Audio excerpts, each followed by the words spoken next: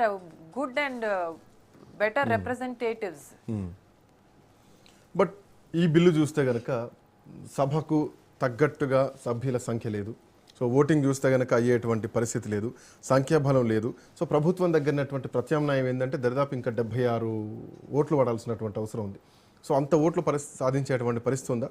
And more over తీసుకురావడం కరెక్టే అయినా కానీ ఈ సమయంలో తీసుకురావడం ఎందుకు? ఇంత సున్నితమైనటువంటి సమయం. ఒకవైపు ఎలక్షన్స్ ఉన్నాయి, కేరళ ఎలక్షన్ జరుగుతున్నాయి, పశ్చిమ బెంగాల్ ఎలక్షన్ జరుగుతున్నాయి, ఎన్నికల క్యాంపెయినింగ్ కూడా వదిలేసి అందరూ తీసుకొచ్చి పార్లమెంట్ లో ఎలక్షన్స్ అవ్వండి ఎప్పుడండి?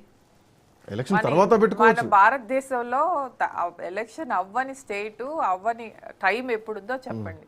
5 ఏళ్ల పాలనలో ఎప్పుడు ఎక్కడో చోట ఎలక్షన్స్ అవుతూనే ఉన్నాయి. బిల్లుకి ఎలక్షన్ కి సంబంధం లేదు. అసలు ఎలక్షన్స్ కూడా ఇలాగా ఇది కూడా తీసేయాలి. నేను అడిగితే 1 నేషన్ 1 ఎలక్షన్ తీసుకురావాలా, అది నెక్స్ట్ పెట్టే బిల్లు, నెక్స్ట్ పెట్టే చట్టం. అందుకే 2029 ఎలక్షన్స్ కోసమే ఇప్పుడు మహిళా రిజర్వేషన్ బిల్లు తీసుకొస్తుంది భారతీయ జనతా పార్టీ అంటున్నారు. Every citizen in India should want and aim for a 1 nation 1 election and everybody has to vote for it. Because where is the governance happening? Everybody is busy with election campaigning. మన రేవంత్ గారు పోయి కేరళలో election campaign చేస్తుంటారు. ఇక్కడ చేసింది ఏమీ లేదు, ఇక్కడ సమగ్రమైన పాలన లేదు. మళ్ళీ పక్క స్టేట్స్కి పోయి ఇది మేము ఇట్లా చేస్తాం అట్లా చేస్తామని మళ్ళీ సేమ్ అబద్ధాలు ఆడుతుంటారు. సో డెఫినెట్ గా elections also have to come only once in an year. Only 1 election has to come. This shouldn't be the case. Election campaigning కి దీనికి సంబంధం లేదు. Every time something or other will be there. Any bill is presented, ఏదో ఒకటి ఇలా ఉంటూనే ఉంటుంది. But గతంలో కూడా ఇట్లాంటి ఎఫెక్ట్స్ ఉన్నాయి. అఫ్కోర్స్ చట్టం డిలిమిటేషన్ కమిటీ వేయాలంటే ఈరోజు బిల్ పాస్ చేయాల్సినటువంటి అవసరం ఉంటుంది. సో ఈ బిల్లు పాస్ అవుతుందా లేదనేటువంటి ఒక కన్ఫ్యూజన్ స్టేటస్లో ఉంది. ఈవెన్ ఉదయం వరకు కూడా ఖచ్చితంగా మోడీ అందరినీ 1-to-1 రిక్వెస్ట్ చేశారు. నిన్న 13 గంటల పాటు చర్చ జరిగింది. ఈ చర్చలో కూడా చాలా అంశాలు తీసుకొచ్చారు. బట్ ఇప్పుడు ఇది క్వశ్చన్ మార్క్లో ఉంది. ఈ క్వశ్చన్ మార్క్ని ప్రభుత్వం ముందుకు తీసుకెళ్లేటువంటి అవకాశాలు ఉన్నాయా, లేదంటే ఇది కేవలం రాజకీయ పరంగా కాంగ్రెస్ పార్టీ లేదంటే ప్రతిపక్షాలన్నీ కూడా మహిళలకు రిజర్వేషన్ రాకుండా అడ్డుపడ్డాయన్నటువంటి ప్రచారం చేసే విధంగానే ఉండే ఛాన్సెస్ ఉన్నాయా? ఇప్పుడు మిస్ అయితే మళ్ళీ ఇంకొక 5 ఏళ్ళు అండి. ఇప్పుడు మిస్ చేసుకుంటే ఇంకో 5 ఏళ్ళు.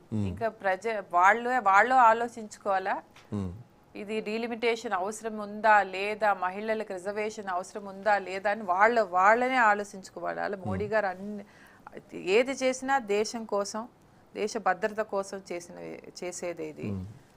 అందరూ ఇది అపోజిషన్ లేకుండా ఏకీభావంతో అంగీకరించాల్సిన బిల్లు. ఈ అపోజ్ చేశారు అంటే ప్రతి ఒక్కళ్ళు అబ్జర్వ్ చేస్తున్నారు ఎవరు ఎలాంటి పాలన చేస్తున్నారు. అది నెక్స్ట్ ఎలక్షన్ లో ఎలాగా చూపిస్తారు వాళ్ళకి. బట్ రిజర్వేషన్ల బిల్లు విషయంలో చాలా ఉత్కంఠ కనిపిస్తోంది. సో మరి కాసేపట్లోనే ఓటింగ్ ప్రక్రియ మొదలు కాబోతోంది. ఎంతమంది ఓటు వేస్తారు అన్నది మాత్రం చూడాల్సినటువంటి అవసరం ఉంది. సో ఇప్పుడున్నటువంటి పరిస్థితుల్లో పాత చట్టాన్నే తీసుకురావాలి. పాత చట్టాన్ని తీసుకురావడంలో భారతీయ జనతా పార్టీ ప్రభుత్వానికి ఉన్నటువంటి ఇబ్బంది ఏమిటి, మళ్ళీ కొత్తగా ఎందుకు సవరణలు తీసుకొస్తున్నారు, మహిళా శక్తి పేరుతో, మహిళా రిజర్వేషన్ల పేరుతో దేశ రాజకీయ ముఖ చిత్రాన్ని, ఎలక్షన్ సిస్టాన్ని మార్చేసేటువంటి ప్రయత్నం చేస్తున్నారు అన్నది ప్రతిపక్షాలు మాట్లాడుతున్నటువంటి పరిస్థితి కనిపిస్తోంది. సో మహిళా రిజర్వేషన్లకు మేము వ్యతిరేకం కాదు, బట్ ఆ విధానానికి మాత్రమే వ్యతిరేకం. నియోజకవర్గాల పునర్విభజన లేకుండా దాన్ని అమలు చేస్తే వెంటనే రిజర్వేషన్లు కల్పించండి, వెంటనే నియోజకవర్గాల పునర్విభజన చేయండి, చేసిన తర్వాత చేసుకోండి అంటున్నారు. అయితే ఇక్కడ పాయింట్ ఏంటంటే కీర్తిరెడ్డి గారు, ఇంకొక అంశం, ఎందుకు భారతీయ జనతా పార్టీ ఇప్పుడే ఎందుకు తొందరపడుతోంది అంటే 2029 ఎన్నికలే. సో నేను చాలా డిబేట్లలో చాలామందితో, కొంతమంది అనలిస్టులతో మాట్లాడుతుంటే వస్తున్నటువంటి పాయింట్ ఏంటంటే, ఇప్పుడు పశ్చిమ బెంగాల్ ఎలక్షన్స్ లేకపోతే తమిళనాడు ఎలక్షన్స్ క్యాంపెయినింగ్ కాదు, 2029లో జరగబోయేటువంటి ఎన్నికల క్యాంపెయినింగే ఇప్పుడు స్టార్ట్ అయింది. మహిళా రిజర్వేషన్ బిల్లుతోటే ఆ క్యాంపెయిన్ ఇప్పుడు మొదలు పెడుతున్నారు. ఎందుకంటే 2026, 2027 తర్వాత జనాభా లెక్కలకు సంబంధించినటువంటి లెక్కలు వస్తే మళ్ళీ డిలిమిటేషన్ కమిటీ చేయడం, దానికి ఒక 4-5 సంవత్సరాలు పట్టడం, ఆ తర్వాత అమల్లోకి రావడానికి 2034 అయింది. సో ఇప్పటికే భారతీయ జనతా పార్టీ ఎన్డీఏ కూటమికి బలం తక్కువగా ఉంది. సో మళ్ళీ 2024 ఎపిసోడ్ రిపీట్ అయితే అబ్కీ బార్ 400 పార్ అన్నటువంటి నినాదంతో వస్తేనే భారీ ఎఫెక్ట్ పడ్డది. సో అది రిపీట్ కావద్దన్నటువంటి ఉద్దేశంతో ఈరోజు మీరు మహిళా శక్తిని ముందు పెట్టుకుంటున్నారు. మహిళలని ముందు పెట్టి వెనక నుంచి మీరు చేస్తున్నటువంటి రాజకీయం అనేది ప్రతిపక్షం చేస్తున్న comment. Irrelevant of delimitation or not, మహిళా reservation bill it has to be accepted by everybody, and that will anyway be passed. But the delimitation kuda, you need at least, as you only told, you need at least 3 to 4 years of process time. So by 29 election, they want to get this into action so that many of the women get the opportunity. It is anyway due from 50 years. 50 ఏళ్ల నుంచి చేయాల్సింది ఇది. Delimitation అయింది మన 2002లో అయింది, కానీ సీట్ల పెంపుదల ప్రపోర్షన్ టు ద పాపులేషన్ అవ్వలేదు అప్పుడు. సో 1972 నుంచి మళ్ళీ చెప్తున్నా, అదే 1972 నుంచి you have the same number of seats, 543 seats. అప్పుడు 60 కోట్లు, ఇండిపెండెన్స్ వచ్చినప్పటికి 36 కోట్లు. అప్పుడు ఐ థింక్ 495 సీట్స్ ఉండింది. సో నీకు ప్రపోర్షనేట్గా పెంచింది కూడా 1973లో హార్డ్లీ అరౌండ్ 50 to 60 సీట్స్ పెంచారు. ఇప్పుడు now if you go according to the population, you have to have more than 1000 seats. Population basis మీద చేయట్లేదు, బేసిస్ ఆన్ యువర్ పర్సంటేజ్. అంటే ఇప్పుడు మనము యాజ్ కర్ణాటకకి 5.5% ఉండింది, అదే పర్సంటేజ్లో నవ్ అగైన్ ద 5.15% ఇచ్చారు. దెన్ మన పక్కన ఆంధ్రప్రదేశ్లో 25 సీట్లు ఉన్నాయి, 4.6% ఉండింది, అదే 4.65%, 38 సీట్స్ ఇచ్చారు. సో ఎక్కడ అన్యాయం జరగలేదు, ఎవరికి సౌత్కి అన్యాయం జరుగుతుంది, సౌత్కి అన్యాయం జరుగుతుంది అన్నది అపోజిషన్ చెప్పినట్టు ఎక్కడ అన్యాయం జరగలేదు. వాళ్ళు ఏదో పరంగా నేషనల్గా ఏదో మీడియాలో, ఏదో న్యూస్లో, ఫ్రంట్ పేజ్లో ఏదో ఒకటి అపోజ్ చేస్తేనే కదా నేషనల్ వైజ్ డిస్కస్ అయ్యేది. కాంగ్రెస్కి ఇంకెక్కడుంది?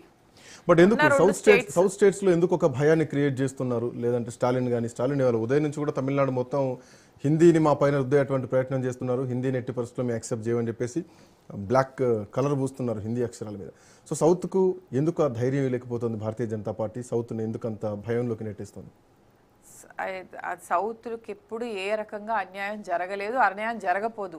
మోడీ గారు అన్ని భాషల్లో చెప్తానని కూడా చెప్పారు. సౌత్ కూడా ఇంపార్టెంట్ అనే చెప్పారు. Everywhere he's doing whatever justice. It is all is India, all is Bharatadesam. భారతదేశానికి ఎట్లా చేయాలో అట్లే ఆయన జస్టిఫైడ్గా చేస్తున్నారు. కానీ అదే జరిగితే రేపొద్దున మీకు ఈ డీలిమిటేషన్ అయిపోతే ఉత్తరాది రాష్ట్రాలకు సంబంధించినటువంటి బలం ఉంటే సరిపోతుంది. సో దక్షిణాదిని పక్కన పెట్టేస్తారు, దక్షిణాదిని పూర్తిగా మర్చిపోతారు. ఉత్తరాది బలంతో రేపు పొద్దున మీరు ప్రభుత్వాలను ఏర్పాటు చేసుకోవడానికి అవకాశం ఉంటుంది. 2029 ఎన్నికల టార్గెట్గానే ఇదంతా జరుగుతుంది. అందుకే ఇప్పుడు వడివడిగా హడావుడిగా చేస్తుంది భారతీయ జనతా పార్టీ. దక్షిణాదికి ఎప్పుడు అన్యాయం జరగలేదండి. ముందర కూడా అదే సీట్ పర్సంటేజ్ ఉండింది కదండి. ఇప్పుడు అదే సీట్ పర్సంటేజ్ మీదే కదా ఇప్పుడు పోతుంది. దక్షిణాదికి ఎక్కడ అన్యాయం జరుగుతుంది? ఫండ్స్ ఎట్లా రావాలో అందరికి, ఏ రాష్ట్రానికి ఎట్లా ఫండ్స్ రావాలో అట్లనే వస్తున్నాయి. ఎన్ని ఎంపీ ఫండ్స్ వస్తున్నాయి ఇక్కడికి. మా కిషన్ రెడ్డి గారు కానీ, బండి సంజయ్ గారు కానీ ఫండ్స్ తీసుకొస్తున్నారు. ఏ దానికి ఎట్లా చేయాలో అట్లా చేస్తున్నారు. బట్ ఎందుకు భారతీయ జనతా పార్టీ నాయకులు టైం దొరికినప్పుడల్లా తెలంగాణను మాట్లాడుతూ ఉంటారు, తెలంగాణ గురించి మాట్లాడుతారు? నిన్న తేజస్వి సూర్య కూడా తెలంగాణను ఉద్దేశించి మాట్లాడారు. సో తెలంగాణను పాకిస్తాన్ లాగా వేరు చేశారు, బ్రిటిషర్లు ఆయన అన్నదానికి వక్రీకరించి వీళ్ళు దాన్ని వేరే విధంగా తీశారు. బట్ నిన్న కిషన్ రెడ్డి గారు కూడా హీస్ గివెన్ పార్లమెంట్ లోనే స్టేట్మెంట్ ఇచ్చారు. So it is just diversion. ఆ మెయిన్ టాపిక్ వదిలి పక్కన ఏదో టాపిక్ పట్టుకోవడం అంటే ఇదే. బ్రేక్ తీసుకొని వద్దాం. సో మొత్తానికి మరి కాసేపట్లోనే ఓటింగ్ ప్రక్రియ